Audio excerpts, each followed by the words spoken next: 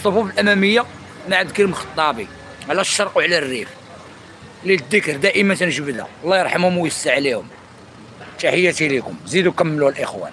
واحد من اعظم المناضلين في تاريخ المغرب وربما في تاريخ العالم، وما غنكونش كنزيد فيه الا قلت لك ان الخطابي قدر يبهدل الجيش الاسباني سورتو في معركه انوال سنه 1901. في هذه المعركه قدر يصفيها 13,000 جندي اسباني، ومن بعد هذه المعركه السميه ديال الخطابي ولات مشهوره في المغرب كامل وفي اسبانيا وفرنسا وفي العالم، لانه دار شي حاجه اللي صعيب يتقبلها العقل. واحد السيد اللي كان قاضي وصحفي فجاه ولا محارب، وقدر انه يبهدل جيوش نظاميه اللي كتدرب وعندها اخر ما كاين في السلاح. ونزيدك من بعد معركه انوال قدر عبد الكريم الخطابي يوصل حتى لحدود مدينه مليليا هو والجيش ديالو. الاسبانيين اللي كانوا عايشين تما خافوا على راسهم وقالوا صافي هذه هي النهايه ديال مدينه مليليا، واخيرا المغرب غيقدر يرجع المدينه ديالو من بعد اكثر من 400 عام.